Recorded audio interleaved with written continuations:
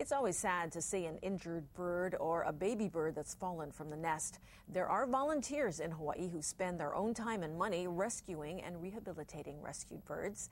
KITV4's Dick Allgeier spent some time with a member of the Wild Bird Rehab Haven in her living room full of birds.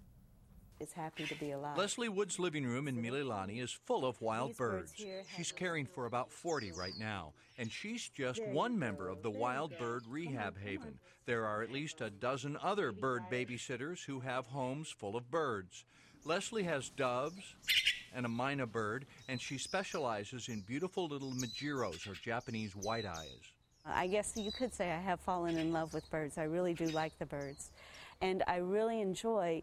Each species has its own personality or its own quirks, the way it gets along, and it's fascinating to watch them. One of her white eyes is recovering from a broken wing. Ever see a tiny bird in a cast? This injured bird will eventually be returned to the wild.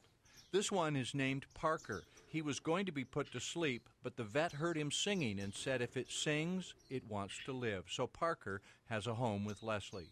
Her advice, if you find a bird that seems in trouble? If the bird is injured and you see blood or you see a puncture wound, you must take that bird. You have to pick it up.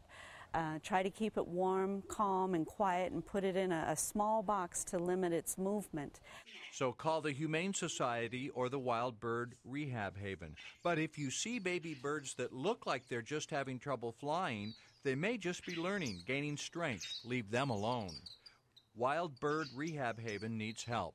They need someone to donate a facility, one place where they can care for all the birds, not 10 different private residences. But if we could consolidate our efforts and have a central place, it would make it easier on the public, too, because they know one place to go. And they could drop off their birds, say, hey, you know, I found this bird. I think it needs assistance. Can you help? Oh, eat. As soon as the birds can fly, perch, and get around on the ground, they're ready to transition back into the wild. Dick Allgeier, KITV4 News. So tiny. For more tips on what to do with an injured or baby bird, or to learn more about the Wild Bird Rehab Haven, we've got a link on our website, KITV.com.